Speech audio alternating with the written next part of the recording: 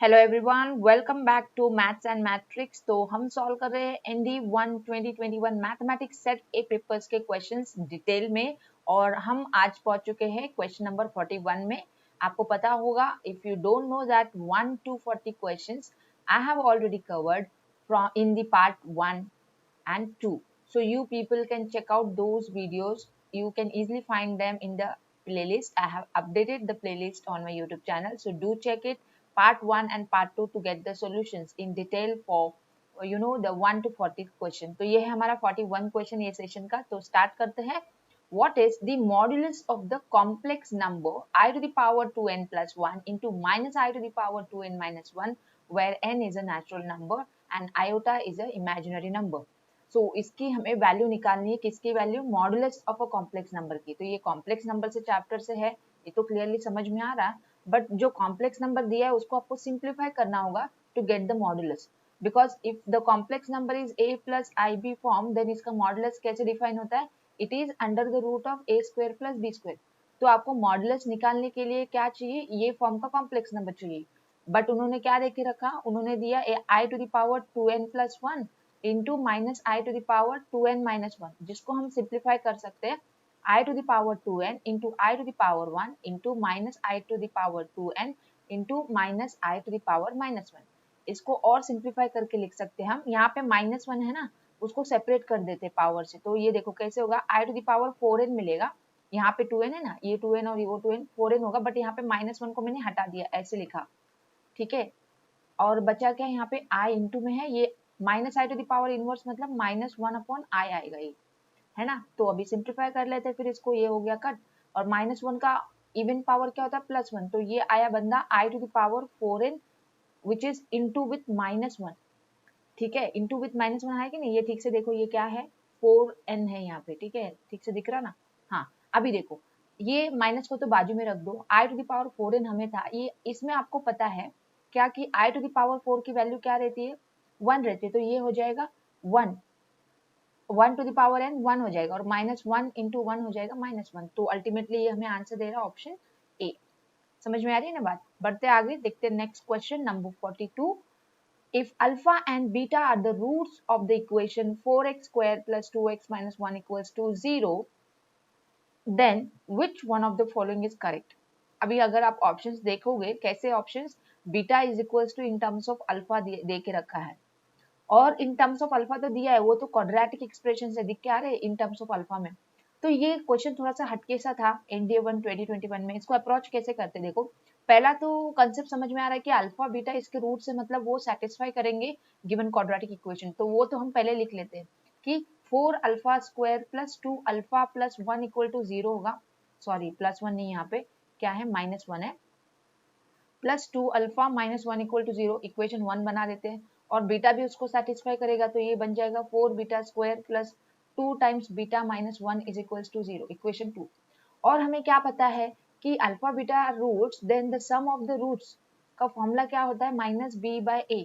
B क्या है यहाँ पे? दिख के आ रहा 2 है, तो ये माइनस 2 बाय क्या है? ए की वैल्यू क्या है? 4 है, तो ये 4, तो माइनस 2 बाय 4 मतलब माइनस 1 बाय 2।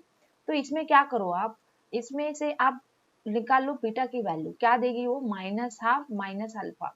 और इसको हम पुट कर सकते हैं कहाँ पे? इन 2 में पुट कर सकते हैं, क्योंकि वहां पे तो बीटा है ना।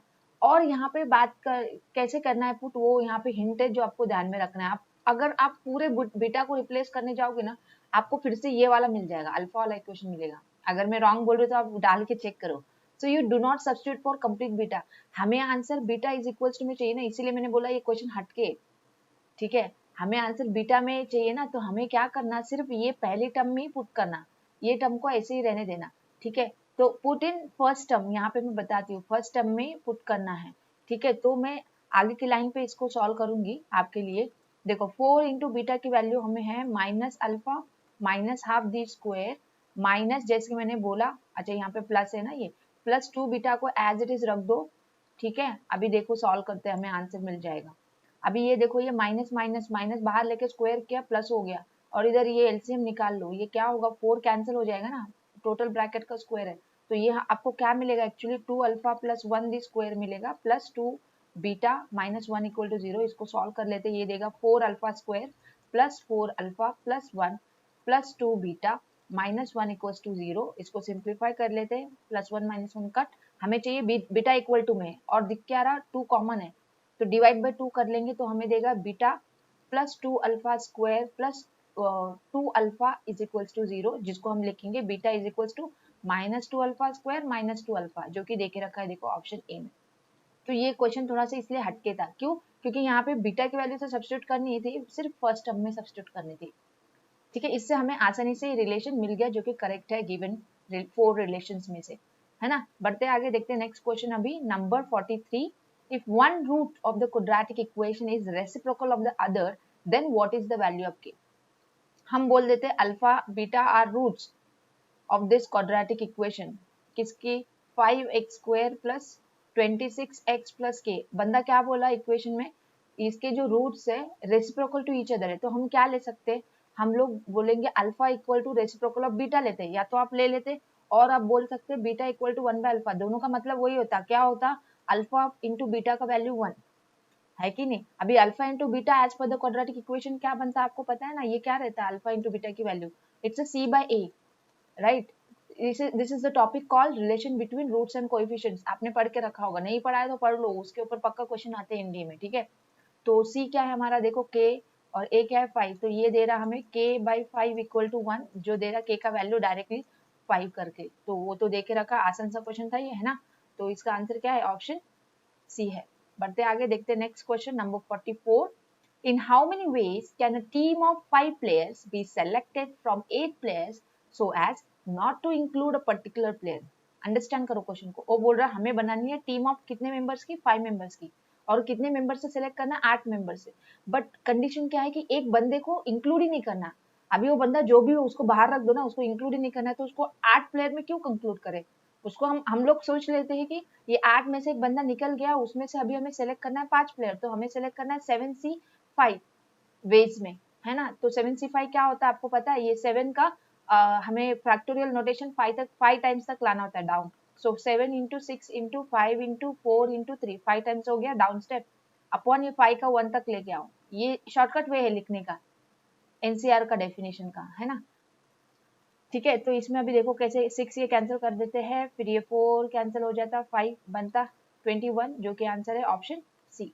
ये समझ में आया ना आपको, ये अप्रोच कैसा है। इसका आपने फॉर्मूला पढ़ के रखा होगा बुक में कि जब भी आपके पास n ऑब्जेक्ट्स है, ठीक है, और हमें 1 ऑब्जेक्ट को नहीं इंक्लूड करना है, 1 ऑब्जेक्ट नॉट इंक्लूडेड, तो इसके लिए r ऑब्जेक्ट चूज करने के लिए क्या कॉम्बिनेशन होते हैं, r objects to be choose, मतलब इसके लिए फॉर्मूला आपने पढ़ के रखा n-1 CR करके।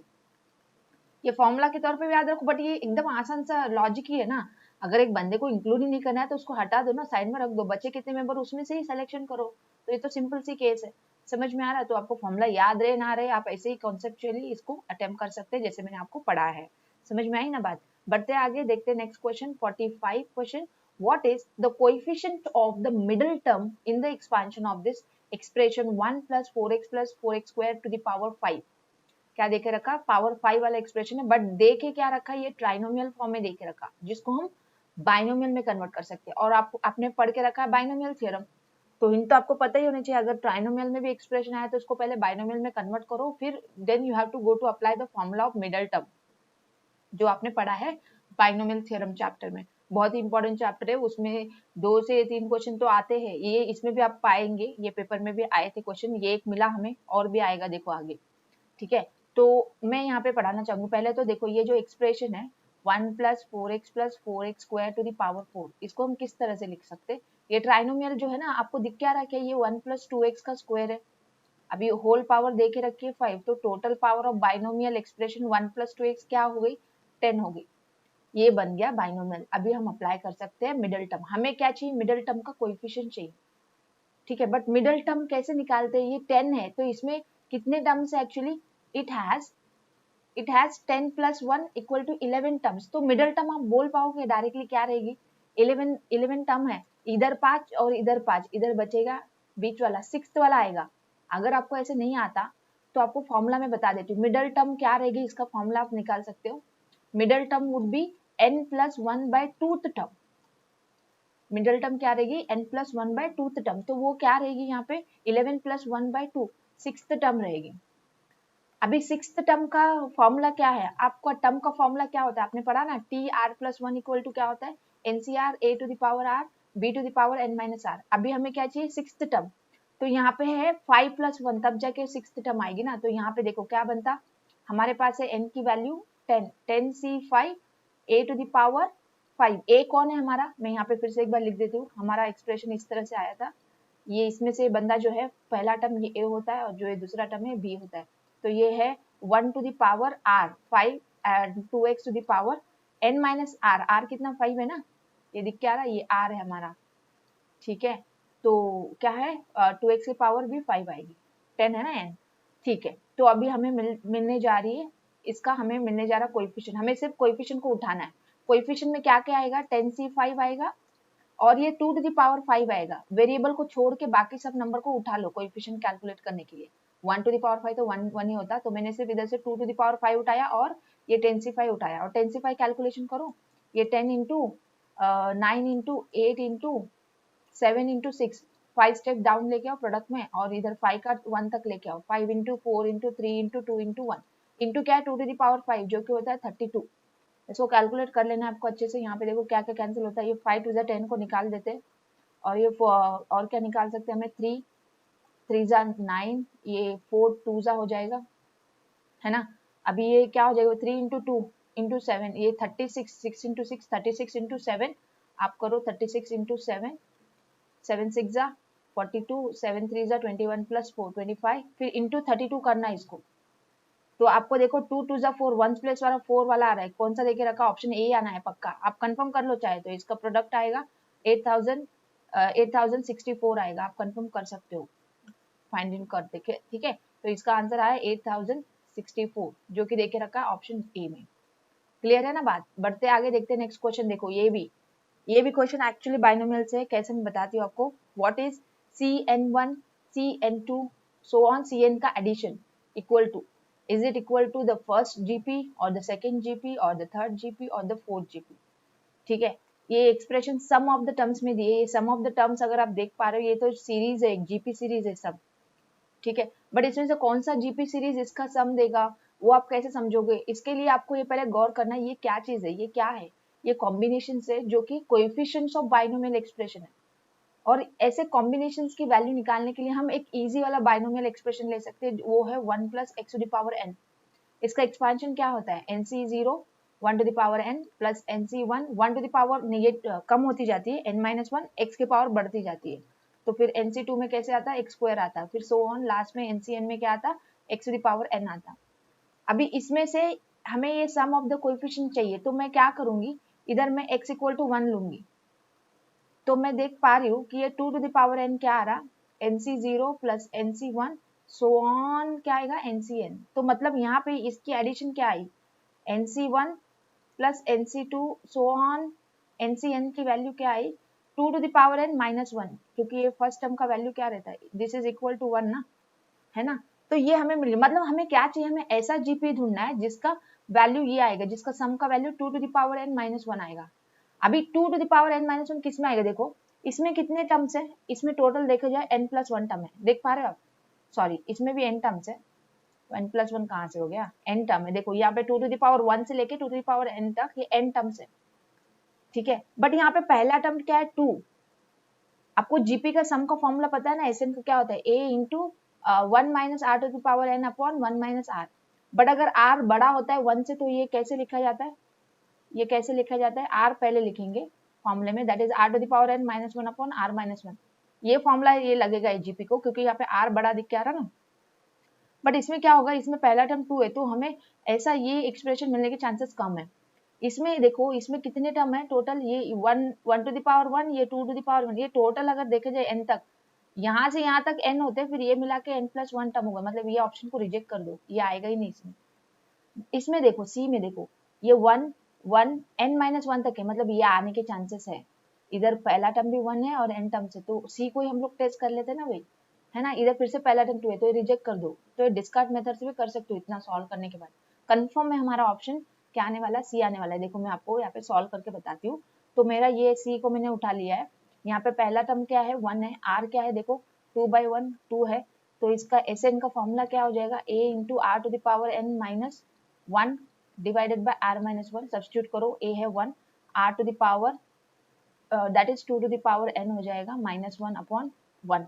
तो मिला कि नहीं, यही तो मिला हमें क्या ये सम Cn1 से लेके Cnn तक, है ना, मिल गया कि नहीं। तो ऑप्शन सी कंफर्म हुआ कि नहीं हुआ ना। बढ़ते आगे देखते हैं नेक्स्ट क्वेश्चन 47 क्वेश्चन जो है हमारा, फिर से आप देख पा रहे हो किसके बेस्ड है, बाइनोमियल पे। देखो 3 क्वेश्चन तो यहाँ पे हो गए, तो इम्पोर्टेंट टॉपिक है, आपको पढ़ना है, आसान रहते हैं इसके ऊपर सवाल।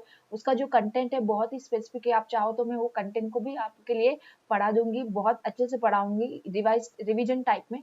उतना पढ़ लेंगे तो बहुत काफी, आप बाइनोमियल का कोई भी क्वेश्चन आ जाए आप कर सकते हो। I'll be definitely coming up with the content videos for the NDA preparation, NDA 1 2022. But for that, you have to stay tuned with me with this channel and subscribe to the channel for keep getting the required videos for your NDA mathematics preparation. ठीक है, तो 47 का भी हम देखते हैं। What is the sum of the coefficients of first and the last terms in the expansion of 1 plus x to the power 2n? देखो ये बंदा NDA वाला ने बहुत अच्छा काम किया है। अब भी हमने जिसके ऊपर काम किया उसके रिलेटेड में ही क्वेश्चन आया। 1 plus x to the power 2n के कोएफिशिएंट्स क्या होते हैं, nc0 nc1 so on ncn होते हैं ना, these are the coefficients, right। अभी ये बंदे ने बोला what is the sum of first and the last, first बंदा कौन होता है nc0 और लास्ट है nc1 ncn, nc0 की वैल्यू भी 1 होती है, ncn की वैल्यू भी 1 होती है, तो 2 हो गई ना। आसान क्वेश्चन था कि नहीं।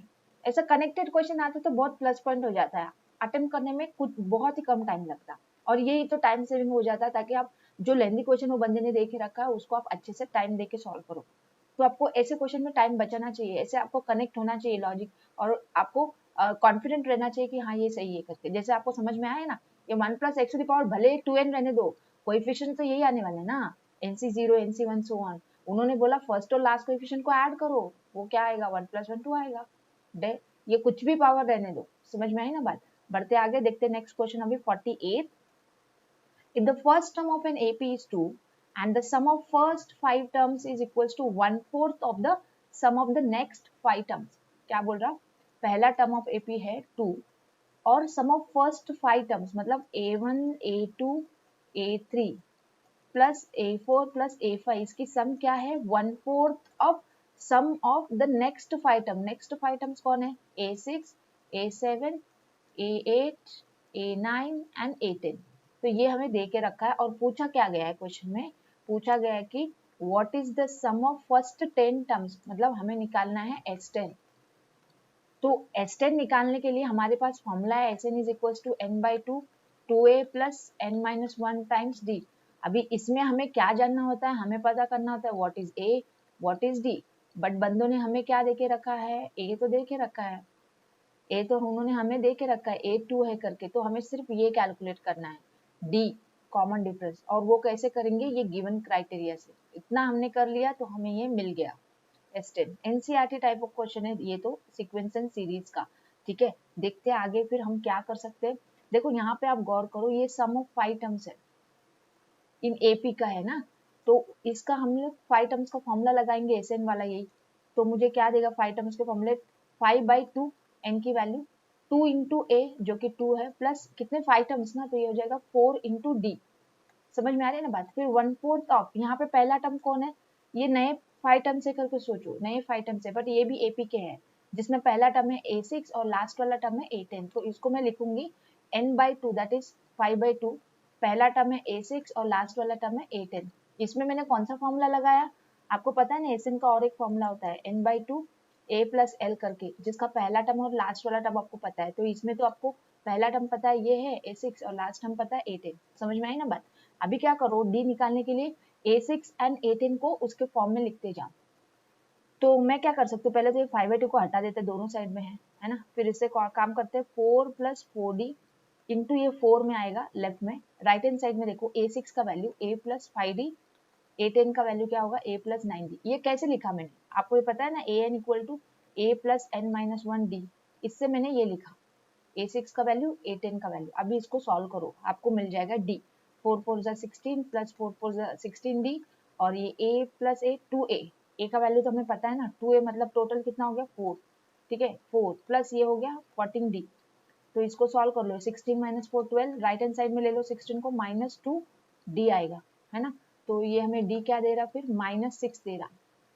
d अगर माइनस 6 है, हमें क्या चाहिए था S10, हमें S10 चाहिए था, जिसका फॉर्मूला हो गया 10/2, 2 इंटू ए का value plus 10 minus 1 into D का वैल्यू कितना है -6, है ना। तो इसको सॉल्व कर लेते, 5 टाइम्स 4 प्लस ये -6 इंटू 9, 9 इंटू -6 है, ठीक है। तो ये 5 इंटू 4 माइनस 54, तो ये आ रहा है 5 इंटू -50, जो कि है -5×5 = 25, -250, जो कि देके रखा है ऑप्शन बी में। समझ में आई ना बात, क्लियर है। सॉल्यूशन प्रोसेस में मैंने अच्छे से एक्सप्लेन किया आपको, hopefully it is clear to you.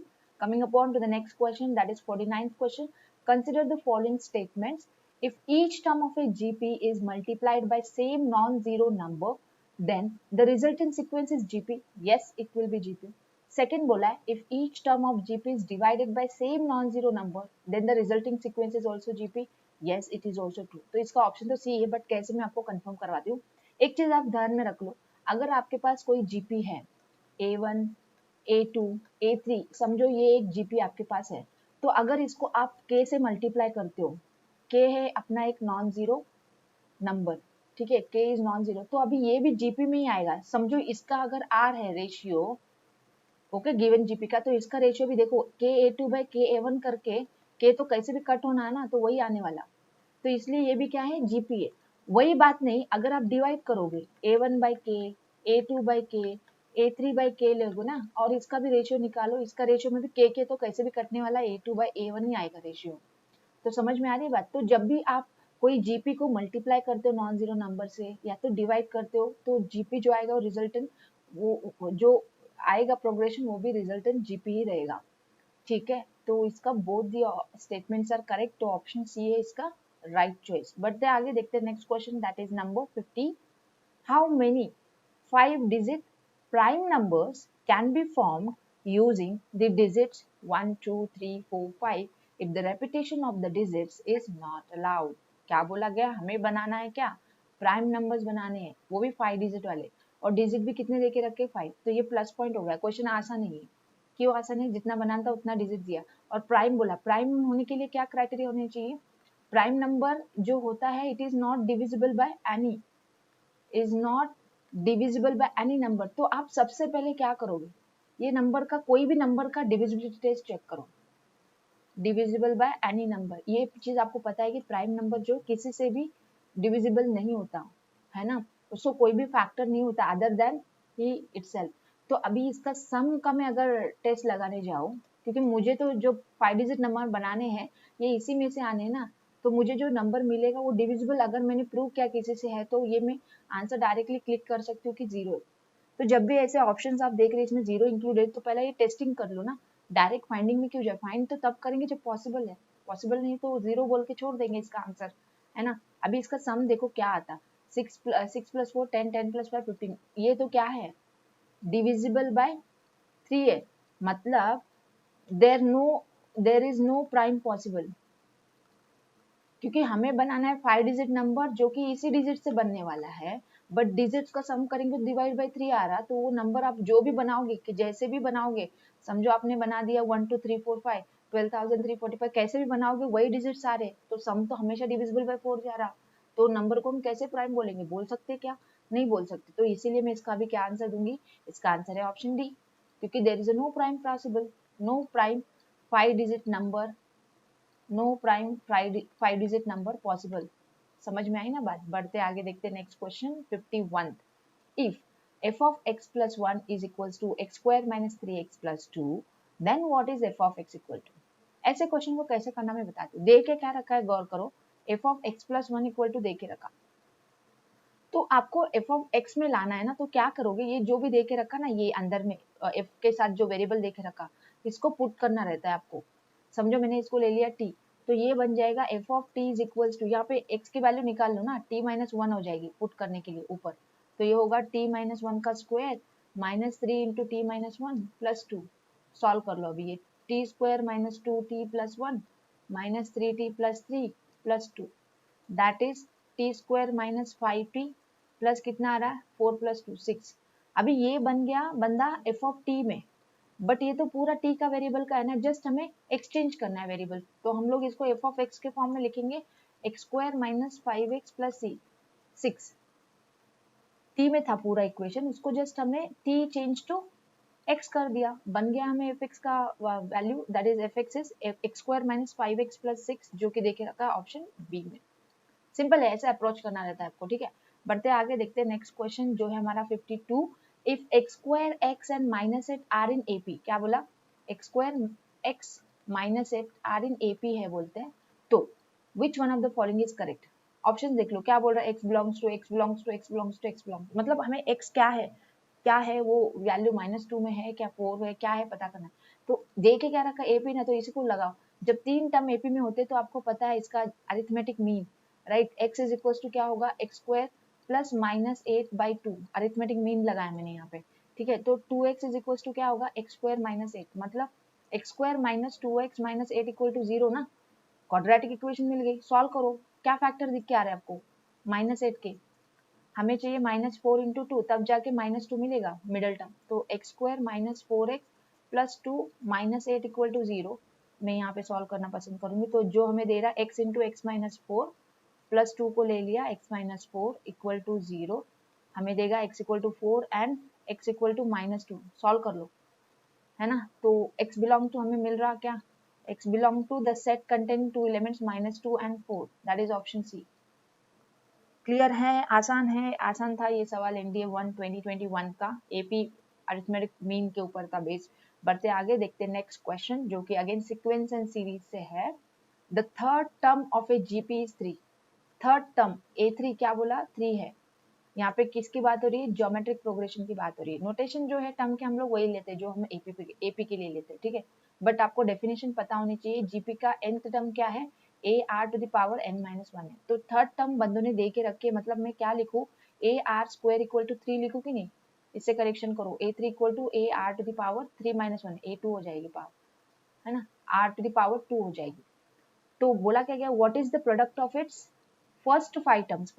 अभी ये डेफिनेशन को फॉलो करते हमें क्या लिखना है, फर्स्ट 5 टर्म्स को प्रोडक्ट फॉर्म में लिखना है। तो पहला टर्म तो a है, दूसरा टर्म AR रहेगा, तीसरा AR स्क्वायर, चौथा AR क्यूब और पांचवा रहेगा AR टू द पावर 4, है ना। प्रोडक्ट ऑफ फर्स्ट 5 टर्म लिखा। अभी ये सिंप्लीफाई कर लो, क्या है ये a to the power 5 into ये r का 1, फिर यहाँ पे 2 3 हो गया, ये 3 मिला के हो गया 6 प्लस ये हो गया 10 हो गया r की पावर, जिसको हम लिख सकते AR स्क्वायर का पावर 5 लिख सकते कि नहीं। अभी इन्होंने तो वैल्यू दे के रखी थी ना यहाँ पे AR स्क्वायर की वैल्यू, तो ये है 3 का पावर 5, दैट इज 3 सॉरी ये आएगा 243, चेक कर लो, क्योंकि आपको पता है 3 इंटू 3 इंटू 3 इंटू 3 इंटू 3 आपको करना है। ये हो गया 9, ये हो गया 9 इंटू 3, 81 इंटू 3 जो होगा 243, समझ में आई बात। तो ऑप्शन बी है इसका करेक्ट चॉइस। बढ़ते आगे देखते हैं नेक्स्ट क्वेश्चन, दैट इज 54। इसका आंसर बता दो, सॉरी इसका आंसर क्या था, बी था, ठीक है। अभी बढ़ते हैं 54th पे। The element in the ith row and the jth column of a determinant of a third order मतलब क्या, थर्ड ऑर्डर डिटर्मिनेंट की बात हो रही है, 3x3 ऑर्डर की, equal to 2 times i plus j, मतलब aij एंट्री क्या डालनी है आपको, 2 टाइम्स i प्लस जे करके डालनी है। aij एंट्री क्या डालनी है आपको, 2 टाइम्स i प्लस जे करके डालनी है, और उसका क्या निकालना, डिटरमिनेंट निकालना। कितने एलिमेंट्स है इसमें उन्होंने बोला, यहाँ पे एलिमेंट करके मेंशन किया नहीं, इन्होंने 3x3 ऑर्डर करके मेंशन किया, तो टोटल है 9 एलिमेंट्स। तो ये डिटरमिनेंट बना लेते हैं, उसके अलावा तो हम इसको सॉल्व नहीं कर सकते, वही एक रास्ता है इसका, पहले डिटरमिनेंट बना लो। तो ये डिटरमिनेंट A11 क्या लिखो, फॉलो करो, A11 मतलब 2 इंटू 1 प्लस 1, तो ये हो जाएगा 4।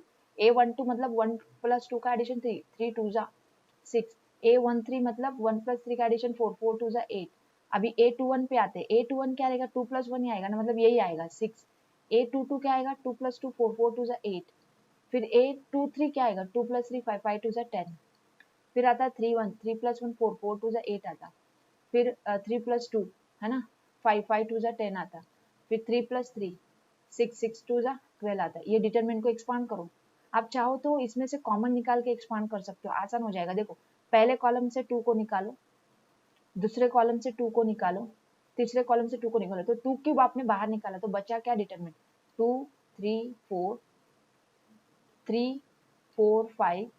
जस्ट सिंप्लीफाई करने के लिए बस, वैसे तो आप वैसे भी कर सकते हो, बट थोड़ा सा डिटरमिनेंट का कैलकुलेशन आसान हो जाएगा। 2 4 जा 2 5 जा 2 6 जा। अभी एक्सपांड करते हैं, हमारे पास ऑलरेडी आउटसाइड में है 8, 2 का क्यूब है ना हमारे पास, अभी इसको एक्सपांड करो, ठीक है। तो इसका एक्सपांशन मैं अभी लिखने जा रही हूँ, तो ब्रैकेट ले लेते हैं हम यहाँ पे। 2 इंटू ये क्या आएगा 4 6 जा 24 माइनस 5 5 जा 25, फिर माइनस 3 इंटू करो, 3 इंटू 6 18 माइनस 4 5 जा 20, फिर 4 इंटू करो, 3 5 जा 15, 4 4 जा 16 आएगा, है ना, ये आएगा। अभी इसको सॉल्व कर लो, ये क्या देगा देखो, ये हमें देगा 2 इंटू माइनस 1 माइनस 2 हो गया, माइनस ये माइनस 2 इंटू माइनस 3 प्लस 6, है ना, फिर ये plus 15 minus 16 minus 1 into 4 minus 4, तो ये क्या दे रहा है, ये हमें दे रहा है 6 माइनस 6 जीरो दे रहा कि नहीं, देख लो जीरो दे रहा ना, तो ऑप्शन क्या हो गया इसका, ए हो गया। बढ़ते आगे देखते हैं नेक्स्ट क्वेश्चन जो है हमारा अभी question number, yes question number 55 रहेगा, इसका हमने आंसर निकाल लिया, ए है, तो अभी है हमारा नेक्स्ट क्वेश्चन 55, ठीक है। 55 क्वेश्चन हम देखते हैं जो कि फिर से उन्होंने डिटर्मिनेंट पे देख रखा है, ठीक है।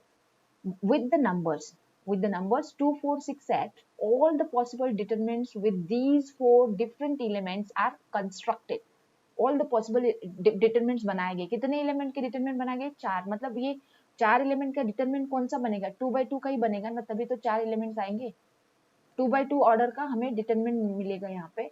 तो हमें ऑल पॉसिबल बनाने हैं, और पूछा गया what is the sum of the values of all such determinants. देखो यहाँ पे बंदों ने ऑप्शन डी इक्वल टू 0 दे के रखा, ऑप्शन 0 दिया मतलब यहाँ पे पक्का क्या है, हिंट है।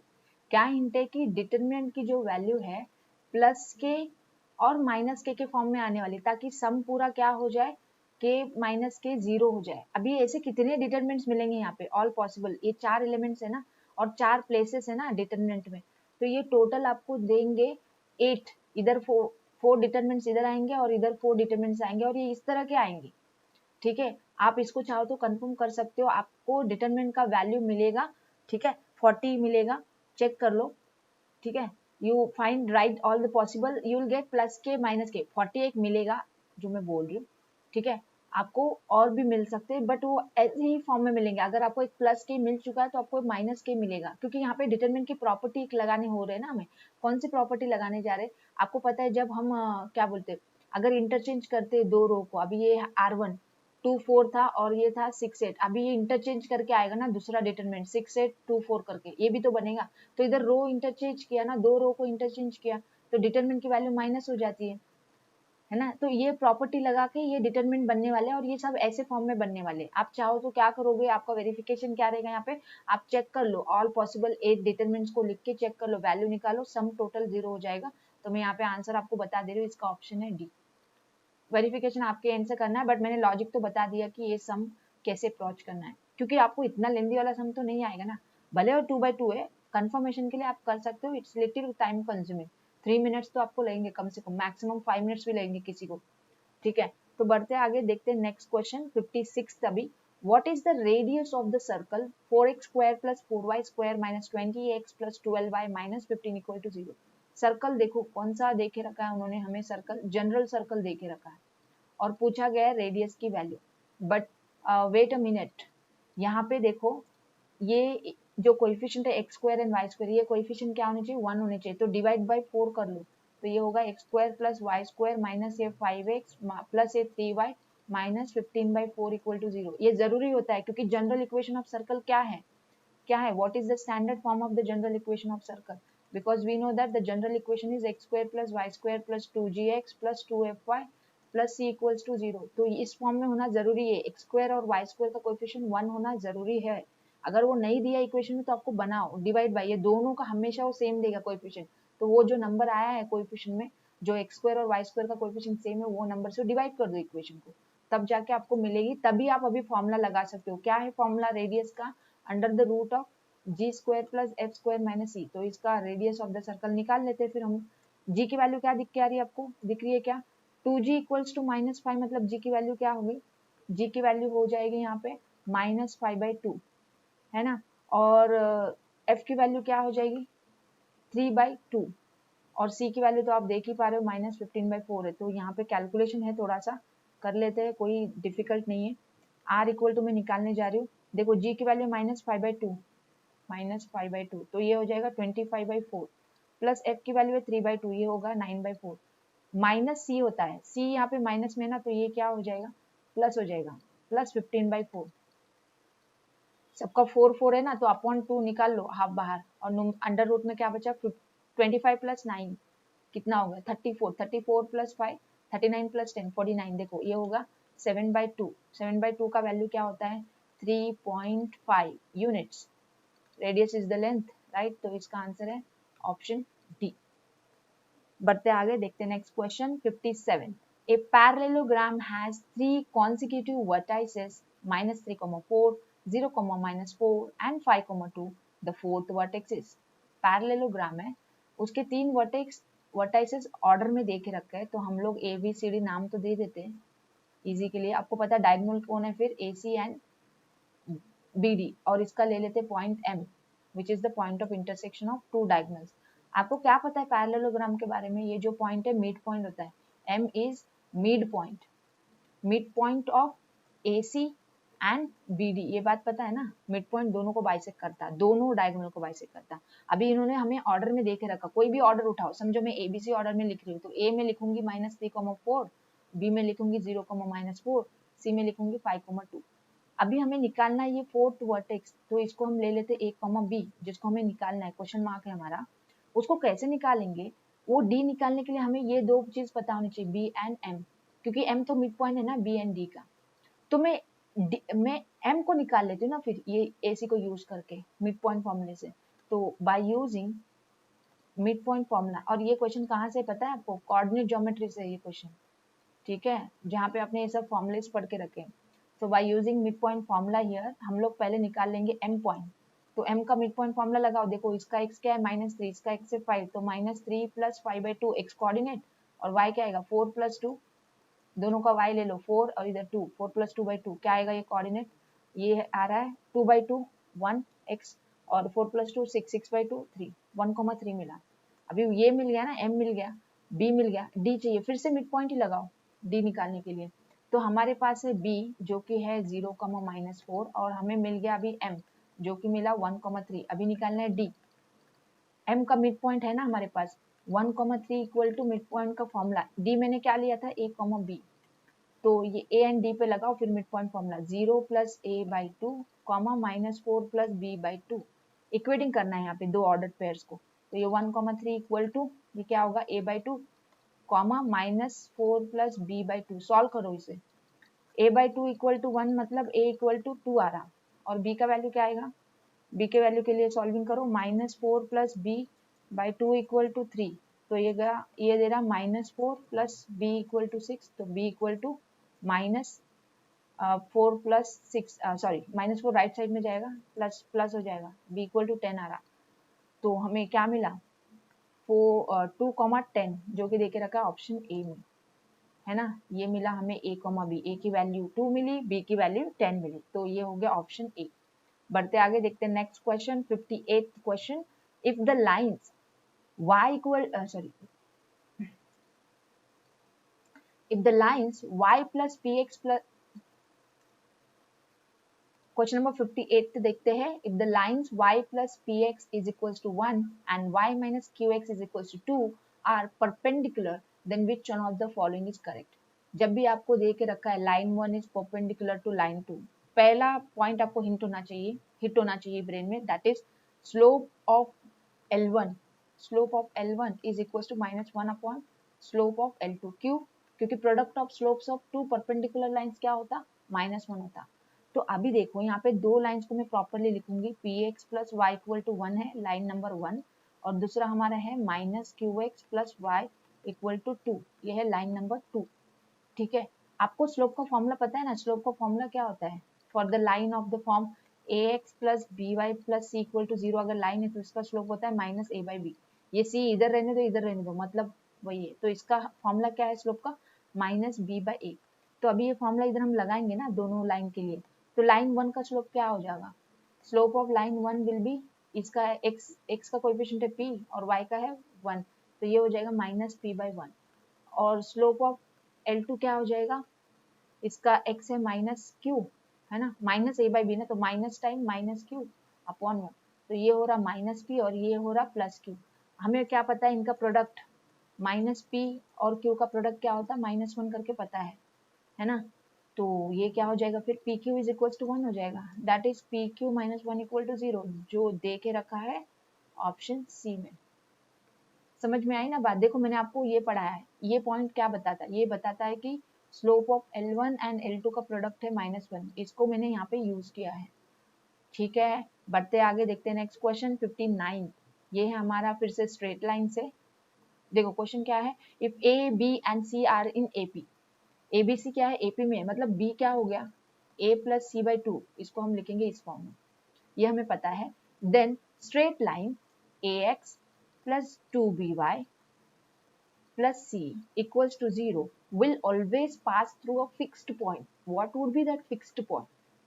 उन्होंने बोला कि ये लाइन जो है ना एक फिक्स्ड पॉइंट से पास हो रही है, तो फिक्स्ड पॉइंट क्या होगा, इसको आप आसानी से बता सकते हो क्या होगा। अभी यहाँ पे थोड़ा सा अच्छे से गौर करो, हमें ये दे के रखा था, इसको तो यूज करना ना, इसको हम कैसे लिख सकते हैं, इसको हम लिख सकते हैं A - 2B + C = 0, इसको मैंने लिखा है। ठीक है, अभी इसको देखो यहाँ पे, इसको और इसको इक्वेटिंग करो, इक्वेटिंग करेंगे x और y मिल जाएगा ना, वो पॉइंट मिल जाएगा जिसमें से पास थ्रू हो रहा हो, फिक्स पॉइंट तो हमें मिल ही जाएगा, वो पॉइंट तो पक्का रहेगा।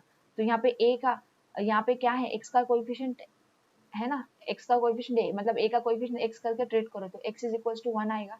और यहाँ पे क्या है 2b को इक्वेट कर दिया तो -y, मतलब y = -1 आएगा। तो ये तो हमें मिल गया ना, बाकी का तो सब कुछ सेम है, सब कुछ सेम है ना, प्लस c तो सेम है, ये पोर्शन सेम है, तो हमने ये यहाँ पे कोएफिशिएंट ऑफ a इक्वेट किया और यहाँ पे कोएफिशिएंट ऑफ y इक्वेट किया हमने, sorry coefficient of a equate किया एंड कोएफिशिएंट ऑफ 2b को इक्वेट किया हमने, तो हमें x एंड y मिल गया जो कि फिक्स्ड पॉइंट है।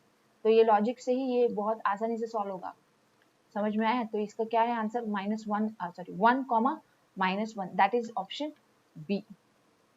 ऑप्शन बी है इसका करेक्ट आंसर। बढ़ते आगे नेक्स्ट क्वेश्चन देखते हैं 60। If the image of the point -4, 2 by a line mirror, if the image of the point by a line mirror is 4, -2, then what is the equation of the line mirror?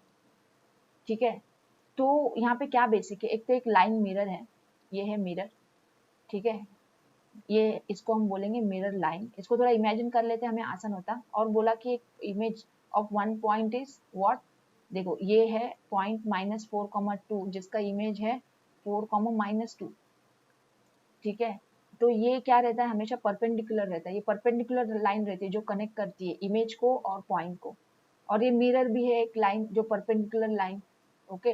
तो ये यहाँ पे हमें पता है कि ये L1 ले लेते हैं, ये L2 ले लेते हैं, तो slope of L1 into L2, मतलब slope of L1 and slope of L2, इन दोनों का स्लोप का प्रोडक्ट क्या होगा, -1 होगा। समझ में आ रहा है ना, slope of L1 into slope of L2 क्या होगा, -1 होगा। तो वो हमें यूज करना है कंसेप्ट स्लोप निकालने के लिए। बट हमें क्या पता है, ये जो लाइन है पासिंग थ्रू ये पॉइंट है ना M, और M पॉइंट तो मिड पॉइंट है दोनों लाइन का, तो हम M तो पहले निकाल लेते हैं, तो हमें पासिंग पॉइंट मिल जाएगा मिड पॉइंट फॉर्मूला से। देखो -4 + 4/2 और 2 - 2/2, तो ये क्या दे रहा है 0, 0, तो पासिंग पॉइंट है, मतलब ये पक्का, ये कोई देखो दिख के भी आ रहा ना आसानी से, इसमें C 0 है, कांस्टेंट 0 है। तो हम इसमें क्या करेंगे, अभी हम लिखेंगे स्लोप, राइट, स्लोप निकालो, स्लोप ऑफ किसका, L2 का, L2 के पॉइंट्स पता है ना, स्लोप ऑफ L2 फॉर्मूला लगाओ, y2 - y1 x2 - x1 क्या आएगा, y2 क्या है 4, y1 क्या है y2 है -2, देख लेते हैं यहाँ पे, देखो ये है y2, ये है y1, ये है x2, ये है x1, तो -2 माइनस y1 क्या है 2 है, x2 क्या है 4 और x2 क्या, x2 4 है और x1 क्या है -4, तो ये +4 होगा। तो ये हमें दे रहा -4/8 जो कि है -1/2 होल डाउन। हमें क्या मिला, L2 का स्लोप मिला, हमें क्या चाहिए, मिरर का स्लोप चाहिए ना, L2 का स्लोप हमें मिला, तो मिरर का स्लोप क्या होगा, यहाँ पे निकाल लेते हैं। स्लोप ऑफ मिरर मतलब कौन सी लाइन, L1 लाइन का स्लोप क्या होगा, -1 अपॉन ये स्लोप -½ क्या होता है ये +2 हो जाएगा। तो अभी निकालो लाइन लाइन का इक्वेशन, तो वो है y minus y one equal to m into x minus x one, formula of the line using slope and point. तो पॉइंट हमारा 0 0 आया, 0,0 आया, तो y इक्वल टू ये क्या आएगा mx, तो 2x, y equal to 2x है इसका लाइन। अभी ये तो मैंने आपको अप्रोच पढ़ा दिया, might some of you found the lengthy, तो आपको शॉर्ट अप्रोच क्या है यहाँ पे मैं यहाँ पे बताऊंगी। आप अगर ये कार्टेशियन प्लेन पे देख लेते हो पॉइंट्स जो दे के रखा, ये पॉइंट किस में आएगा, -4,2 पॉइंट आएगा सेकंड क्वाड्रेंट में, x नेगेटिव y पॉजिटिव, और ये इसका इमेज पक्का आएगा फोर्थ क्वाड्रेंट में। अगर कोई पॉइंट फर्स्ट क्वाड्रेंट में होता तो इसका इमेज आता थर्ड क्वाड्रेंट में, ठीक है। ये पॉइंट देखो क्या है, -4,2 और ये पॉइंट है 4,-2, तो इसको कनेक्शन की लाइन निकालनी है। तो ये दिख क्या रहा है कि this is passing through origin, तो कार्टेशियन सिस्टम में ये आसानी से सॉल्व हो जाता है आपको।